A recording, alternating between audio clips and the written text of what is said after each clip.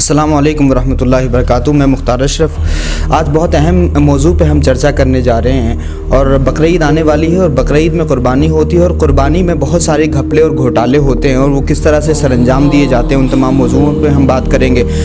क़ुरबानी के नाम पर किस तरह से बड़े पैमाने पर करप्शन होता है, बड़े पैमाने पर घोटाला लोग करते हैं और ये वो चेहरे हैं जो समाज में मजहबी चेहरे हैं और जिनकी इज़्ज़त की जाती है, जिनका एहतराम किया जाता है, लेकिन वो अपने लिबास के पीछे किस तरह के काले कारनामे सरअंजाम देते हैं। और इसमें कोई छोटे छोटे लोग मुलव्विस नहीं होते, बल्कि छोटे से लेकर ऊपर तक सारे के सारे लोग कहीं ना कहीं जुड़े होते हैं और सारे के सारे इस जुर्म में मुलव्विस होते हैं। इल्ला माशाअल्लाह तकरीबन जो लोग कुर्बानियाँ करते हैं या कराते हैं और जो लोग पैसा पे करते हैं कुर्बानियाँ कराने के लिए, उनको फिर क्या एहतियात करना चाहिए और ऐसे घोटालों से, करप्शन से किस तरह से बचना चाहिए। इसीलिए हमने इस वीडियो को जो है आपके साथ साझा करने की कोशिश की है। इस मैदान के एक बहुत बड़े माहिर हैं और एक लंबे ज़माने से कुर्बानियाँ करने का तजुर्बा भी हाफिज़ अख्तर अशरफी साहब को है और उन्हीं से हम बात करेंगे कि इस मैदान में, यानी कुर्बानी के मैदान में बकरीद के दिनों में जो घोटाले होते हैं, किस तरह से लोगों को धोखा दिया जाता है, बड़े पैमाने पर किस तरह से फ्रॉड किया जाता है और फिर लोगों को क्या क्या नुकसानात उसके होते हैं, इन तमाम मौज़ूआत पर हम बात करेंगे। हाफिज़ अख्तर अशरफी साहब का इस्तकबाल है। हाफिज़ साहब, क्या फरमाइएगा, लोग किस तरह से जो है घोटाले करते हैं कुर्बानियों के नाम पर, किस तरह से बकरीद में लोग बड़े पैमाने पर फ्रॉड करते हैं? अस्सलामु अलैकुम वरहमतुल्लाहि वबरकातुहू। जैसा कि अभी आपने मुख्तार अशरफ साहब से सुना कि कुर्बानी के अय्याम करीब हैं और कुर्बानी के नाम पर लोग लाखों करोड़ों का घोटाला करते हैं। घोटाला किस तरह का होता है, मेरा इस फील्ड में अपना पिछले 12 साल का तजुर्बा है और 12 साल में जो तजुर्बा मुझे हासिल हुआ है वो ये है कि लोग कुर्बानी के नाम पर लोगों से बड़ी बड़ी रकम ऐंठते हैं और उसके बाद नतीजा ये होता है कि जो लोग जिन पर कुर्बानी वाजिब होती है वो अपने इलाके के किसी इदारे के इश्तिहार को देखकर अपने कुर्बानी का हिस्सा उस मदरसे के ज़िम्मेदारों को दे देते हैं और वो मदरसे के ज़िम्मेदारान किसी एक सूबे के बड़े व्यापारी से कांटेक्ट करते हैं। वो व्यापारी या तो फिर एक आलिम दीन की शक्ल में होता है या फिर बहुत बड़ा जानवरों का ताजिर होता है, लेकिन अक्सर व बेशतर इस तरह के मामला देखे गए हैं कि वो जानवरों का व्यापारी तो नहीं होता बल्कि एक दीनदार हुलिया हमारी निगाहों के सामने होता है और दीनदार हुलिये को देखकर लोग उससे ज़्यादा कलाम नहीं करते। सोचते हैं कि ये दीनदारी का हुलिया हमारी निगाहों के सामने है, ये अंबिया का वारिस है, ये क्या फ्रॉड करेगा। लेकिन अफसोस, 100 करोड़ अफसोस, जो 12 साल का मेरा अपना तजुर्बा है उसमें ऐसे ही लोग सामने आए हैं जो अंबिया के वारिस कहलाते हैं, लेकिन हकीकत यह है कि वो इस फ्रॉड करने से ज़र्रा बराबर भी उनको झिझक महसूस नहीं होती। वो समझते हैं कि हम एक दीनी फरीज़ा अंजाम दे रहे हैं। याद रखें, ज़कात फ़र्ज़ है और ज़कात फ़र्ज़ होने पर जो साहब ज़कात अदा करते हैं तो उन अदा करने वाले की भी ज़िम्मेदारी ये बनती है कि वो जिसको ज़कात दे रहे हैं पहले ये तहकीक करें कि वो ज़कात का मुस्तहिक है या नहीं। ठीक इसी तरह जिन इदारे वालों को वो इज्तिमाई कुर्बानी में हिस्सा लेकर अपने इस कुर्बानी का वकील बना रहे हैं, कम से कम ये भी तहकीक कर लें कि जिसको हमने वकील बनाया है क्या वो अपने इस कुर्बानी की वकालत बराबर अंजाम देता है या नहीं।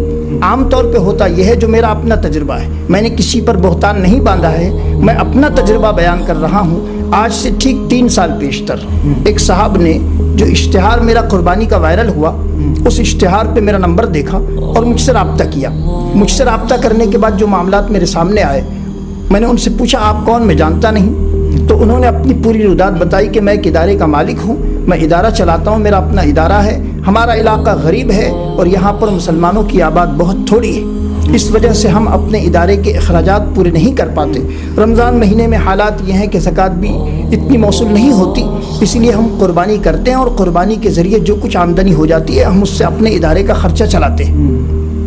मैं उन साहब का नाम नहीं लेता, अलबत्ता रुदात में जो बयान कर रहा हूँ अल्लाह उसका रसूल शाहिदो हाजिर व नाजिर है, ये रुदात पर सच्चाई है और वो सच्चाई ये है कि उन्होंने मुझसे कलाम किया। कलाम करने के बाद मेरा उनके साथ अहद व पैमान हुआ। अहद व पैमान होने के बाद मैंने उनसे 200 जानवर के मामला तय किए।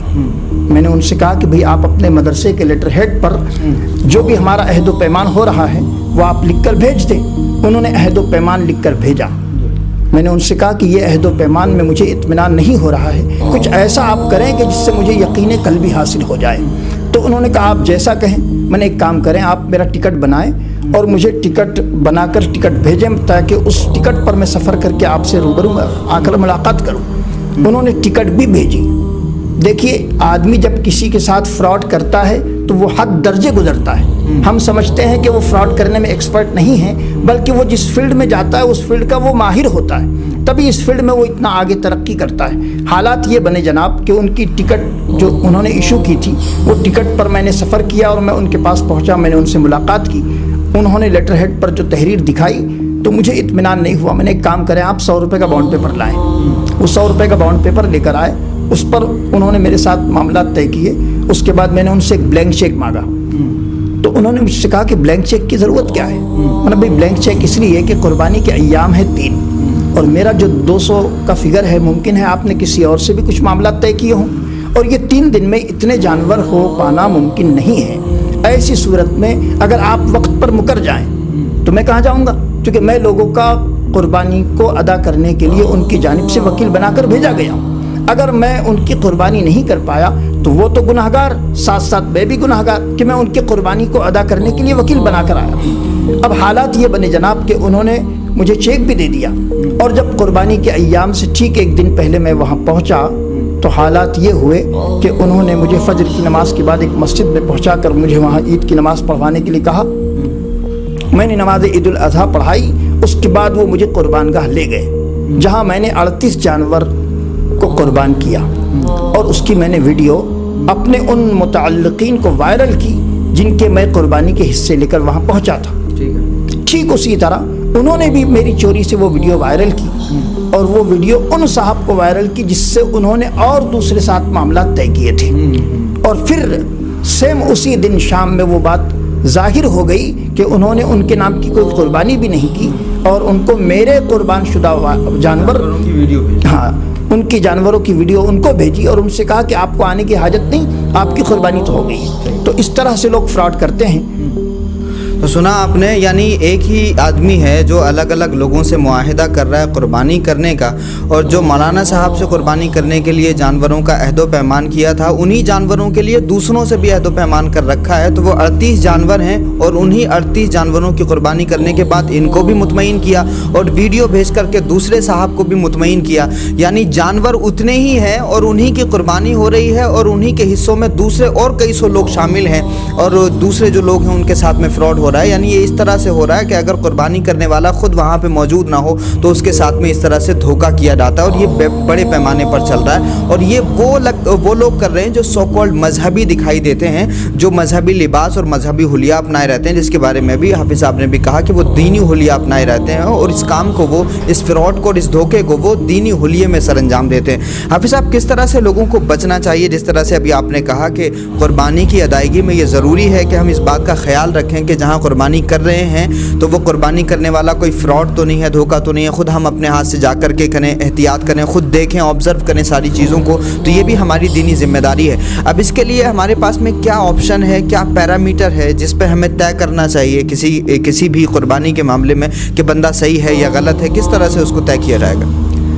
اصل میں موصف جو آپ نے سوال کیا کہ کس طرح سے طے کیا جائے, کسی کے پیشانی پر لکھا نہیں ہے کہ کون دھوکے باز ہے اور کون دیندار ہے, کیونکہ آج لوگ دینداری کے اولیے میں دھوکہ کر رہے ہیں. ایسے حالات میں چور کو پہچاننا مشکل ہو گیا ہے. اب رہا سوال پیرامیٹر کا, تو پیرامیٹر ایک یہی آپ طے کر سکتے ہیں کہ آپ جس کو جانتے ہیں, جس کو پہچانتے ہیں, اور وہ اپنا خود کا ایک ادارہ چلا رہا ہے, اور وہ سال میں ایک اجتماعی قربانی کا نظم کرتا ہے. پچھلے 2 سالوں سے لاک ڈاؤن کا معاملہ ہے, اور اس وجہ سے رمضان میں زکوٰۃ وغیرہ بھی موصول نہیں ہو پا رہی ہے. ایسی صورت میں اگر وہ ادارہ قربانی کرتا ہے, بعض لوگ تو اس کو ایسا کاروبار بنا چکے ہیں جن کا خود کا کوئی ادارہ بھی نہیں ہے, اور وہ صرف پیسہ کمانے کے چکر میں اجتماعی قربانی کا نظم کرتے ہیں اور اس سے لاکھوں روپے کماتے ہیں. اب آپ کہیں مولانا کہ یہ آپ کیسا کہہ رہے ہیں, کہیں آپ بہتان تو نہیں باندھ رہے؟ تو اس کا بھی میرا اپنا تجربہ ہے.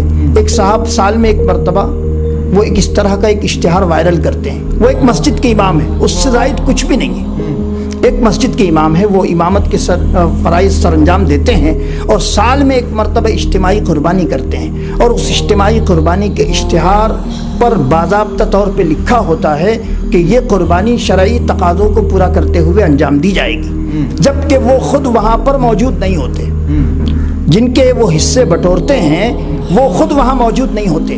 پچھلے سال کا ایک واقعہ، ایک صاحب نے انہیں 2 حصے دیے اور 2 حصے دے کر کہا کہ حضرت یہ 2 حصوں کے پیسے، اب انہوں نے فی حصہ رکھا تو 2000 روپے، اس طرح 2 حصے کے انہوں نے 4000 روپے دیے اور رسید حاصل کی، اور اس کے بعد ان سے کہا کہ یہ قربانی کہاں ہوتی ہے؟ تو جن صاحب نے 2 حصے لیے تھے انہوں نے کہا کہ بھئی یہ قربانی ہم حافظ اختر صاحب کے پاس کرواتے ہیں، حافظ اختر صاحب اپنی نگرانی میں اڑیسہ جا کے کرتے ہیں اور ہم انہی کے پاس کرواتے ہیں۔ تو اس بندے نے فوراً کہا کہ حضور ان کا اشتہار تو میں نے دیکھا وہ 1000 روپے کا اشتہار ہے اور آپ 2000 روپے لے رہے ہیں۔ تب انہوں نے یہ کہہ کر اپنا دامن بچانے کی کوشش کی کہ وہ خانقاہ اور مدرسوں کے نام پر جو اجتماعی قربانی کے بڑے جانور خریدتے ہیں اور بڑی تعداد ہوتی ہے تو وہ 1000 روپے حصے میں کر لیتے ہیں، لیکن ہم آپ سے انفرادی جو حصہ لے رہے ہیں تو اس کے لیے موٹا تازہ فربہ جانور ہوتا ہے۔ تو یاد رکھیں قربانی کے شرائط میں جہاں موٹا تازہ فربے کی بات ہے تو پھر وہ خانقاہ اور مدرسوں کے لیے کیا ہے؟ کیا قید کچھ؟ تو یاد رکھیں جو عام طور پہ ایک فردن قربانی کے لیے جو شرائط ہیں وہی مدرسے کے منتظمین کے لیے بھی شرائط ہیں کہ اگر مدرسے کے منتظمین بھی اگر اجتماعی قربانی کا نظم کرتے ہیں تو ان کے لیے بھی وہی شرائط ضروری ہے جو ایک انفرادی طور پہ قربانی کرنے والے کے لیے ہے۔ جی یہ بھی دیکھا گیا حافظ صاحب کہ ایک جانور کی جو قیمت ہے مثال کے طور پر مارکیٹ میں چل رہی ہے 5500 روپے، لیکن جب ہم کسی سے بات کرتے ہیں جو بھی اس طرح کی ڈیل کرتے ہیں ان لوگوں سے جب بات کرتے ہیں کہ ہمیں 500 جانوروں کا آپ کو آرڈر دینا ہے تو وہ کہتے ہیں کہ جی کچھ کم کیا جا سکتا ہے، اور وہ کم کرتے کبھی کبھی وہ 5500 سے 4500 پر بھی آ جاتا ہے، یعنی 4500 میں ایک جانور دینے کے لیے وہ ایگری ہو جاتے ہیں کہ اتنے میں بھی ہو جائے گا۔ تو یہ کیا اتنا ریٹ اس میں منیمائز ہو سکتا ہے؟ کیا اتنی گنجائشیں رہتی ہیں کہ اگر اتنا ہم کرنا چاہیں ڈائریکٹ 1000 اگر کم کرنا چاہیں اور مطلب اس میں اتنی کمی کرنا چاہیں تو کیا یہ امکانات رہتے ہیں کہ اس کو اتنا کم میں بھی کیا جا سکتا ہے، یا اس کے پیچھے بھی کوئی دھوکہ شامل ہوتا ہے؟ یقین جانے کہ اس میں سراسر دھوکہ ہی دھوکہ ہے۔ عام طور پہ جانور کے ریٹ اتنے کم ہوتے ہی نہیں ہیں۔ اب اگر کوئی قربانی کر رہا ہے یا فار ایگزامپل میرا اشتہار 1000 روپے کا وائرل ہے، اب ایک صاحب نے مجھ سے کہا کہ حضرت آپ کا اشتہار جو ہے 1000 روپے کا ہے، ہم کو حصے بٹورنے میں بڑی تکلیف ہوتی ہے، آپ تھوڑی تعداد بڑھائیں۔ تو میرا اپنا جواب یہ ہوتا ہے کہ بھائی مجھ کو 1000 روپے میں بھی پروڑتا ہے، کیونکہ میرا اپنا ذاتی ہے، میرا کوئی ادارہ نہیں ہے۔ میں اس اجتماعی قربانی کے ذریعے جو پروفٹ ہوتا ہے میں خود مالک ہوں، مختار ہوں، میں جہاں چاہتا ہوں دینی کام میں خرچ کرتا ہوں، اگرچہ میرا کوئی ادارہ نہیں ہے۔